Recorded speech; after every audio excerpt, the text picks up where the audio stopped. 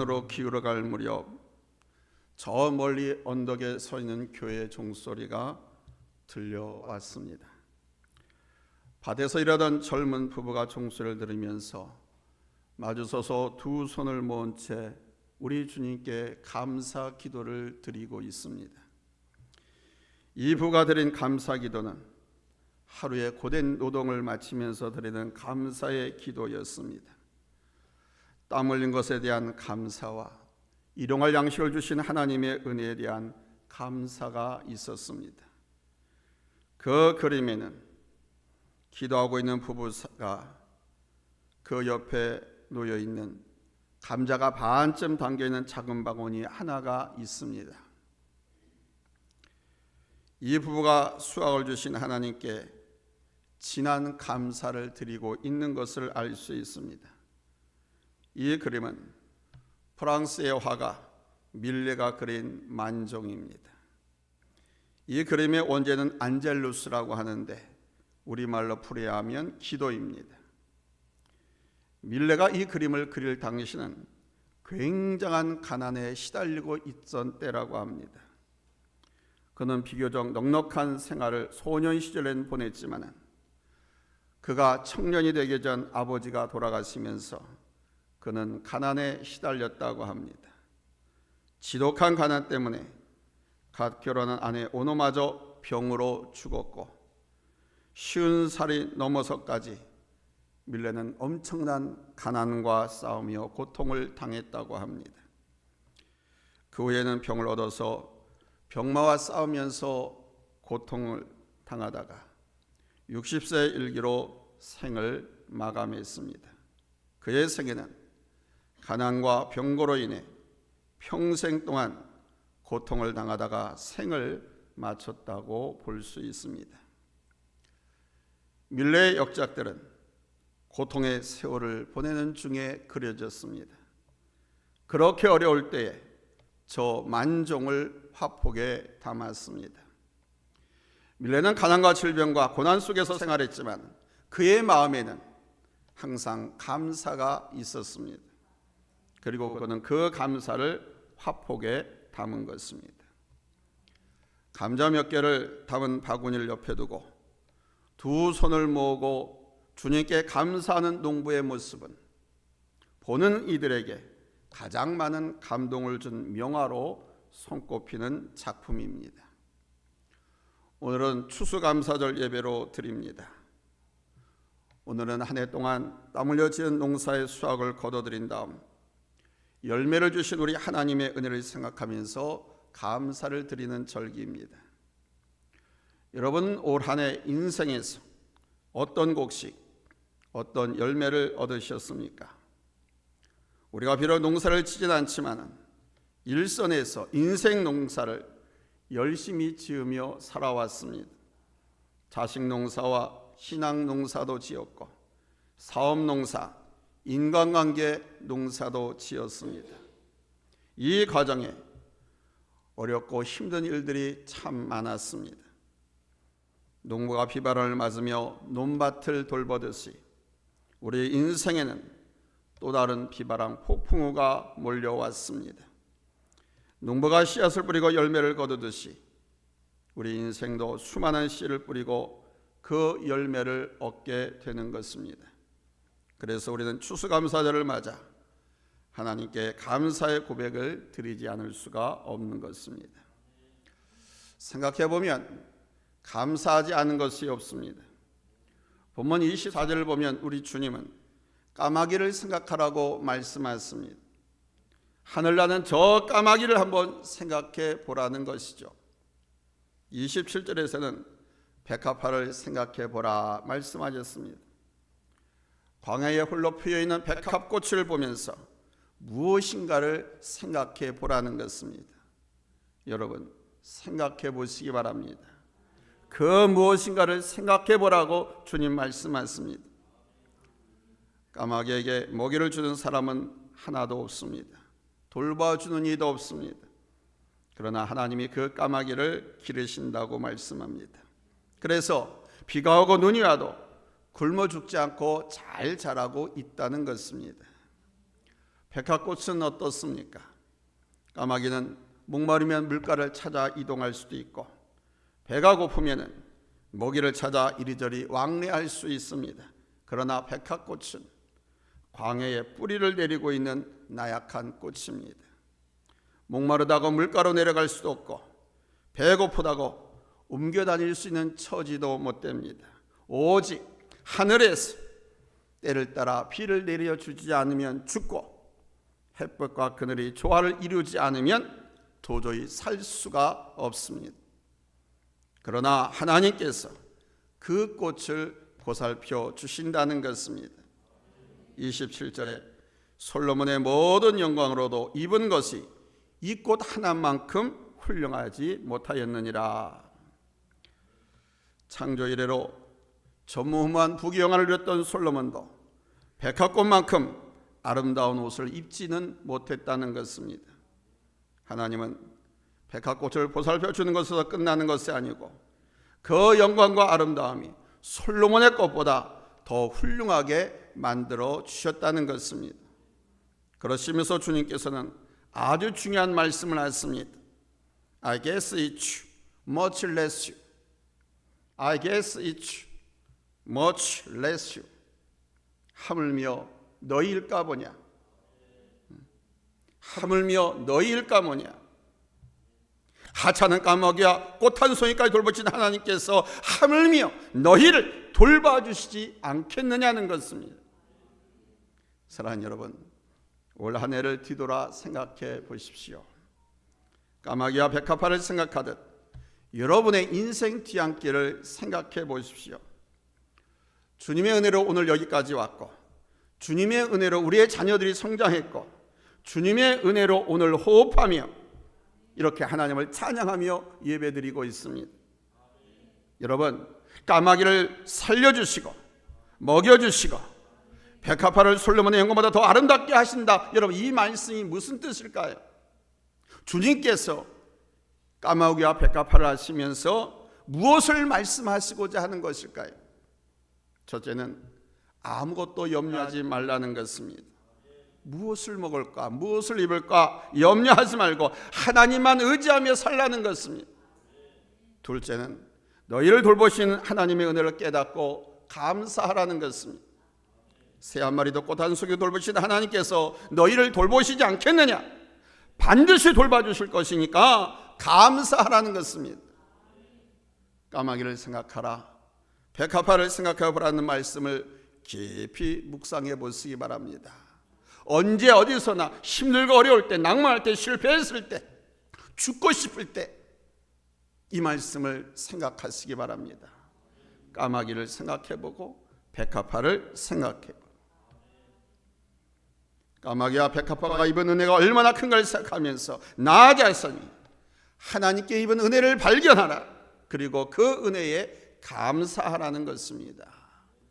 첫 번째 대서입니다. 평안의 결실을 생각하면서 감사하는 성도가 됩시다. 여러분은 인생에서 가장 좋은 것이 무엇이라고 생각하십니까? 아마 나름대로 가장 중요하다고 생각하는 것들이 있을 것입니다. 제게 당신 인생에서 제일 좋은 것을 뽑으라고 하면 저는 주저없이 평안이라고 말할 것입니다. 여러분, 가장 행복한 사람이 누구인 줄 아십니까? 마음이 평안한 사람입니다. 가장 부유한 사람이 누군지 아십니까? 마음이 평안한 사람이에요. 권력도 있고 돈도 있고 명예가 있을지라도 이 마음이 평안하지 못하면 그는 불행한 사람입니다.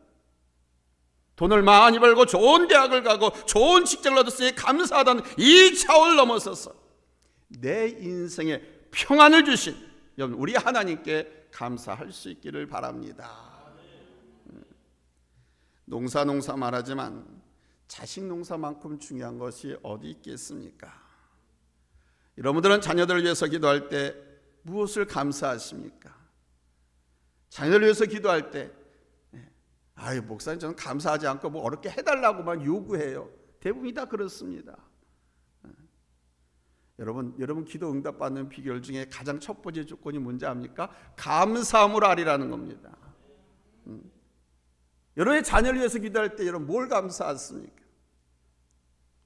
자녀를 건강하게 지켜주신 것보다 감사한 것이 없는 거예요. 공부는 남보다 좀 뒤지지만 인간 됨됨이가 됐고 심성이 바르게 컸으면 여러분 그보다 더 큰 감사가 어디 있겠어요?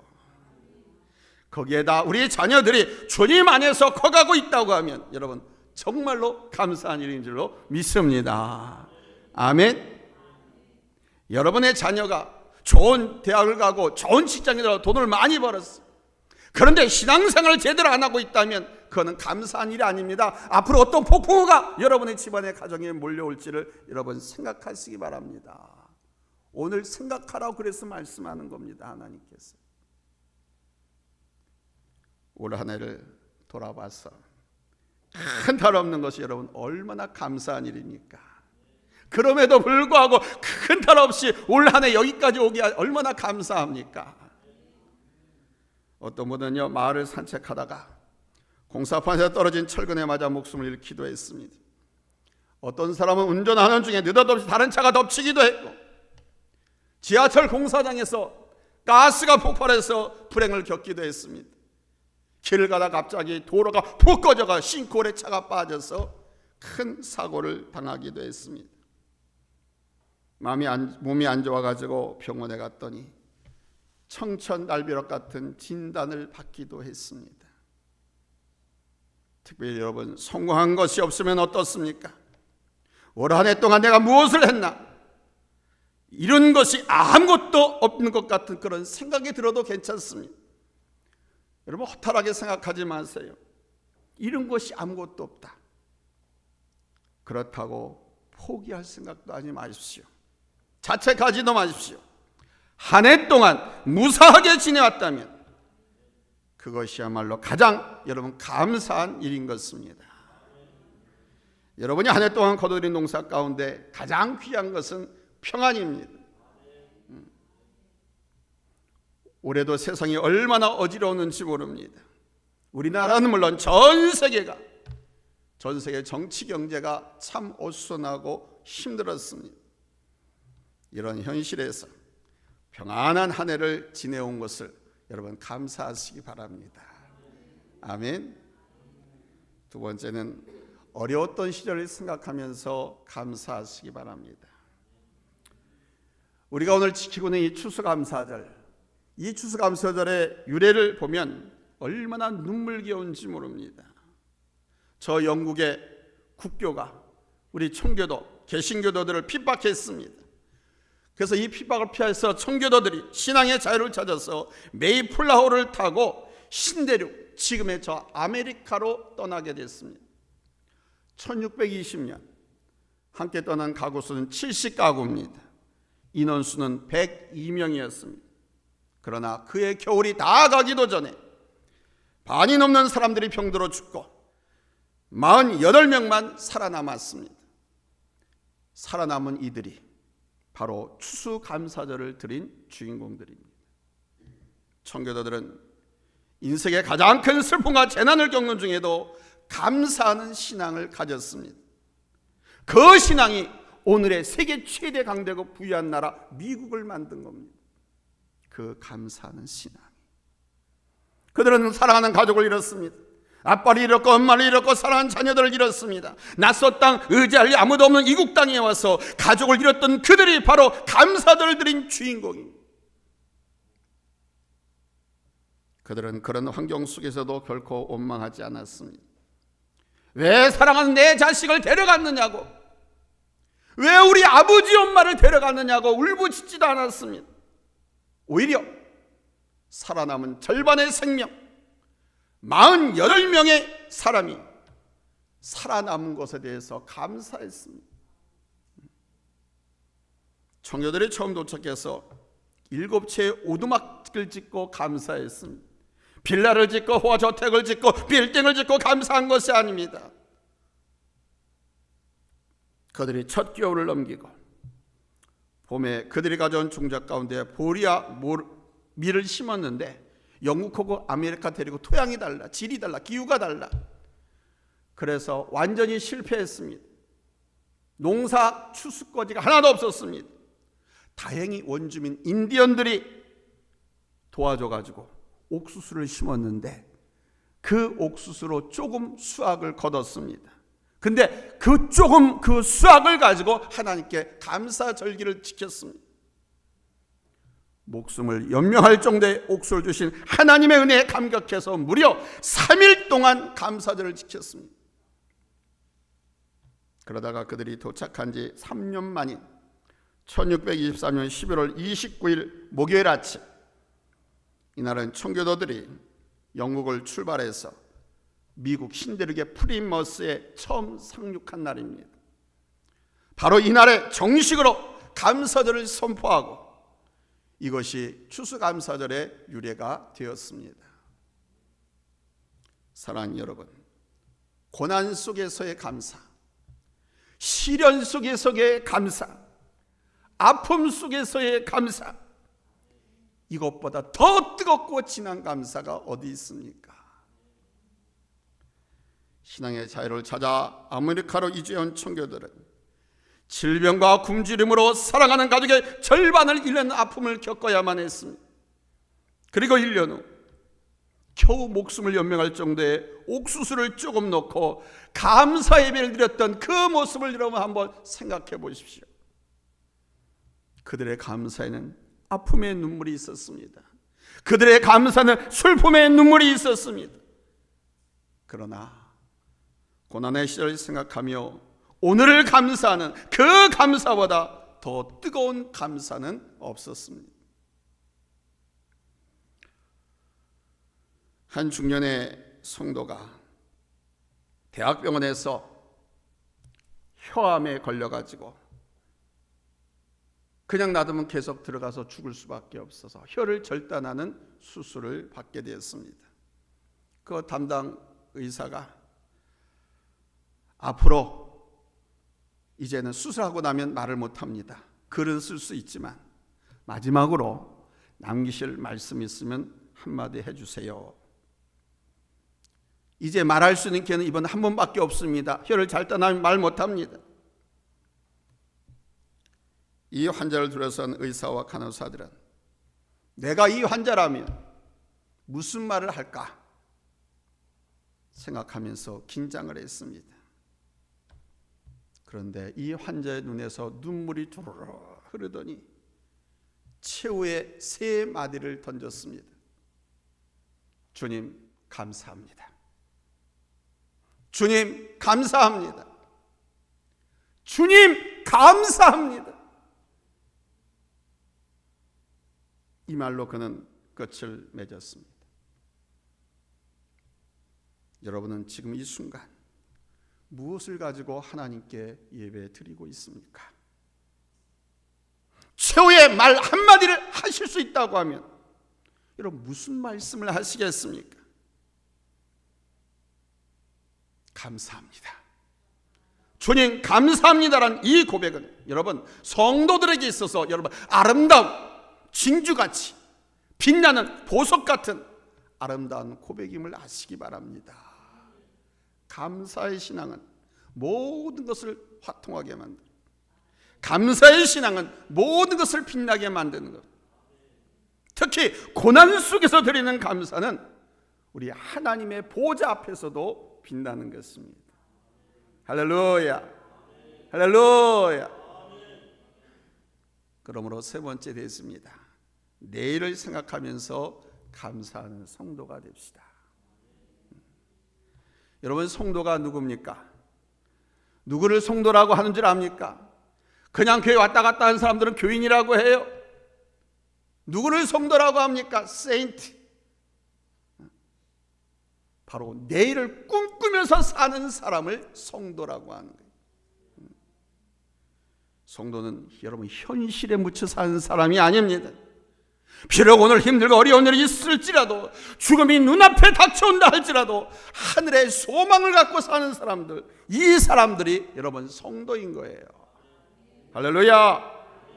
지금은 사망의 음침한 골짜기를 걸어간다 할지라도 내일은 하나님께서 나를 푸른 초장으로 인도해 주실 줄 믿는 사람.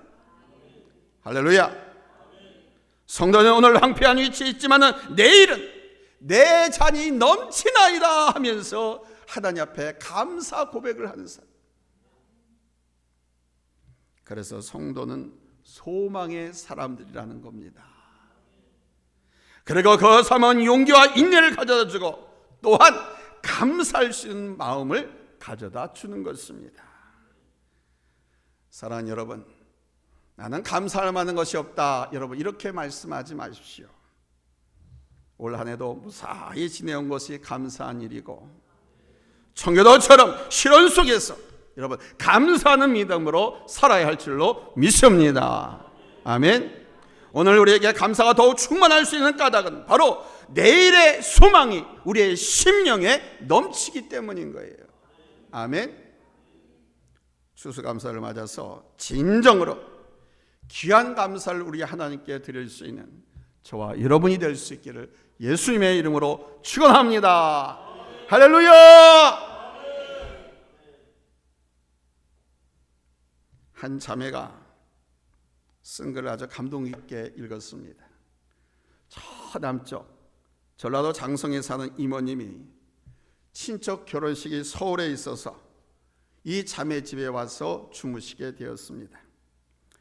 어려운 삶의 공장을 다니면서 일하신 이 이모님은 하룻밤을 주무시고 그 다음날 내려가게 되었는데, 이제 서울역에 배웅 나온 조카에게 공부하는데 책값에 보태 쓰라고 봉투 하나를 건네주셨습니다. 이 자매가 이모님을 보내고 나서 봉투를 열어봤더니 10,000원짜리가 10장 들어있더랍니다. 얼마예요? 10만 원. 근데 이 10,000원짜리가 옛날 10,000원짜리입니다. 지금 10,000원짜리는 위조를 방지하기 위해서 실선, 은선이 들어가 있잖아요. 근데 이모님이 주신 돈에는 그 은선, 실선이 없는 거예요. 옛날 국권 10,000원짜리였습니다. 이 자매는 눈물이 핑 돌았습니다. 그 돈에는 쾌쾌한 장판 냄새가 배어 있었습니다. 그 돈은 가난했던 이모님이 몇 년 동안 꼬깃꼬깃 장판 밑에 모아두었던 것이 분명했습니다. 이 자매는 힘들게 모은 돈을 아낌없이 자기에게 주신 이모님의 사랑에 감격해서 눈물이 펑펑 쏟아졌습니다. 이 자매는 이모님의 정성과 그 사랑을 잊고 싶지 않아서 그 돈을 지금도 지갑 속에 간직하고 있다고 합니다. 사랑하는 성도 여러분, 우리도 오늘 이런 감사의 마음을 주님께 드려봅시다. 지갑 속에 거의 간직해두고 그 마음을 생각하면서 감동할 수밖에 없는 감사. 할렐루야. 한 해를 돌아보면서 기억나는 모든 일들을 주님께 감사하는 저와 여러분이 되십시다. 기뻤던 일, 슬펐던 일, 괴로웠던 일, 눈물 나는 일까지도 여러분 감사하는 마음을 가져봅시다. 아멘.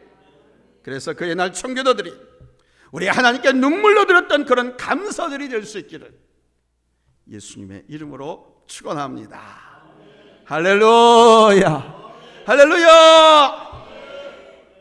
기도하겠습니다. 하나님